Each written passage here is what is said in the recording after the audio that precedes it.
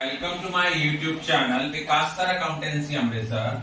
Today I am going to discuss about the topic valuation of goodwill. In this topic we will discuss what is goodwill. बेटा goodwill क्या होती है? Goodwill is an intangible asset but it is not a fictitious asset. Why is it so? Because goodwill can be bought or sold like any other asset. And goodwill is that type of tangible asset which helps a business concern to earn more profit than the concerns doing similar business. तो goodwill के features क्या हैं? Goodwill एक intangible asset है.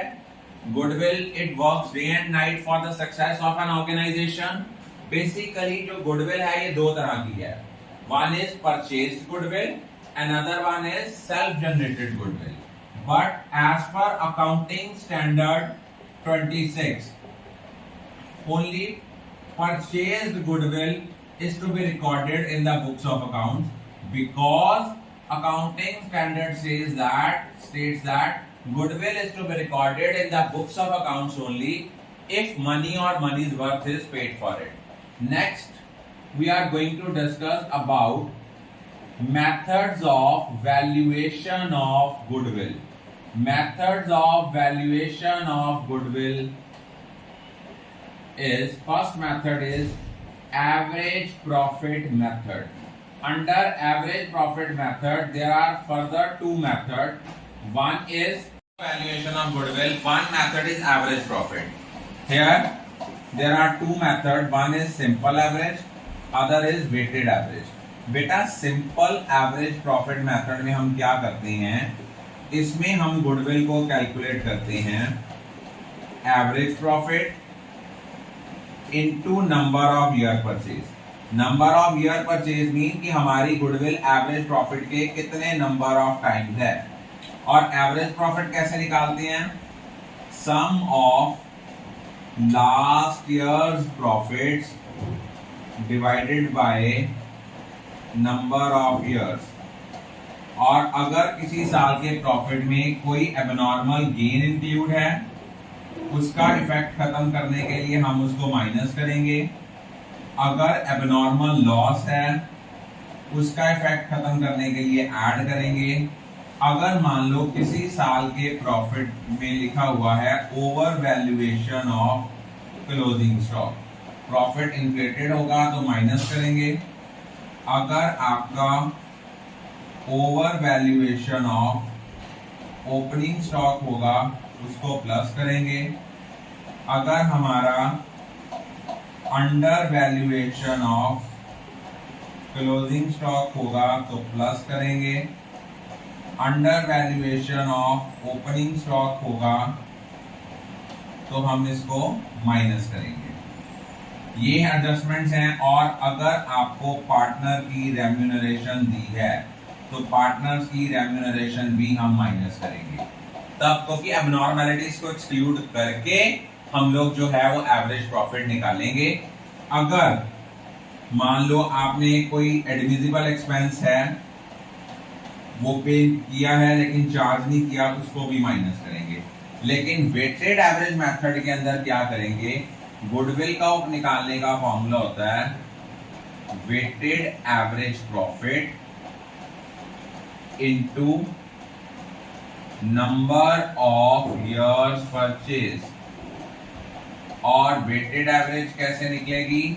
Weighted average निकलेगी मान लो आपको years दिए हैं, एडजस्टेड प्रॉफिट्स हैं, वेट दिया है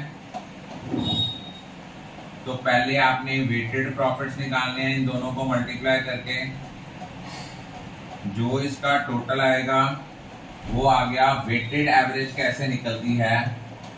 वेटेड एवरेज निकालने का फॉर्मूला होता है sum of weighted profits divided by sum of weights. अब external examiner usually paper viva में क्वेश्चन पूछता है या पेपर में 1 मार्क क्वेश्चन आ जाता है why weighted average method is considered to be more appropriate because it gives more weightage to the current years profit as comparative to the initial years. तो ये दो मेथड हैं. पहले आज के दिन में हम ये दो मेथड्स करेंगे. नो डाउट गुडविल जो है हमारा आगे जितने भी फर्दर चैप्टर्स आएंगे उनमें एक छोटा सा पार्ट है, लेकिन उससे पहले हमें गुडविल का जो कंसेप्ट है वो क्लियर होना बहुत जरूरी है. I think all of you are clear about it. Thank you. To my YouTube channel Vikas sir accountancy Amritsar. In continuation of our previous topic, today I will discuss about capitalization method and super profit method. First of all, super profit method. तो super profit method के अंदर goodwill हम कैसे calculate करते हैं? इस method के अंदर गुडविल को कैलकुलेट करने का फॉर्मूला होता है super profit into number of years purchase. और सुपर प्रॉफिट क्या होता है? आपका एक्चुअल एवरेज प्रॉफिट आपके नॉर्मल प्रॉफिट से कितना ओवर एंड एक्सेस है. एक्चुअल एवरेज प्रॉफिट में से नॉर्मल प्रॉफिट हम माइनस करेंगे. और नॉर्मल प्रॉफिट को कैसे कैलकुलेट करते हैं? नॉर्मल प्रॉफिट को कैलकुलेट करने का फॉर्मूला होता है capital employed into normal rate of return over 100. अब पेपर में पॉइंट जहां पे ज्यादा मैक्सिमम स्टूडेंट्स की गलती होती है वो कहां होती है? वो आती है कि उनको ये नहीं पता लगता कि कैपिटल एम्प्लॉयड को हमने कैसे कैलकुलेट करना है. तो कैपिटल एम्प्लॉयड को कैलकुलेट करने की बेसिकली हमारे पास दो तरह की अप्रोचेज होती हैं. दो अप्रोचेज होती हैं. एक कौन सी होती है? एक होती है हमारी एसेट अप्रोच, एक होती है लायबिलिटी अप्रोच. जब हम एसेट अप्रोच लेते हैं तो capital employed under asset approach हम कैसे कैलकुलेट करते हैं? Capital employed under asset side approach में हम क्या लेते हैं? All assets except goodwill, non trade investments and fictitious assets. उसके बाद हम लोग इसमें से क्या माइनस करेंगे? Outside liability. और नेक्स्ट हमारी है लायबिलिटी अप्रोच. लायबिलिटी अप्रोच में कैपिटल एम्प्लॉयड हम कैसे कैलकुलेट करते हैं? लायबिलिटी अप्रोच में कैपिटल एम्प्लॉयड कैलकुलेट करने का फॉर्मूला होता है कैपिटल प्लस रिजर्व. कैपिटल और रिजर्व ऐड करते हैं, इनमें से हम लोग क्या माइनस करते हैं?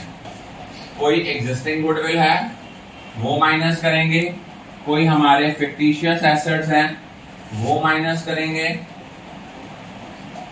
और कोई हमारी नॉन ट्रेड इन्वेस्टमेंट्स हैं इनको हम माइनस करेंगे. दोबारा सुन लो बेटा, कैपिटल एम्प्लॉयड में मेनली स्टूडेंट्स की गलती आती है. दो तरह की अप्रोचेज हैं. एसेट अप्रोच में सारे एसेट लेंगे, गुडविल, नॉन ट्रेड इन्वेस्टमेंट और फिक्टिशियस एसेट्स को छोड़ के, उनमें से आउटसाइड लायबिलिटीज माइनस करेंगे. लायबिलिटी अप्रोच में कैपिटल रिजर्व में से गुडविल माइनस करेंगे, फिक्टिशियस एसेट्स माइनस करेंगे और नॉन ट्रेड इन्वेस्टमेंट्स माइनस करेंगे. I think all of you are clear about it.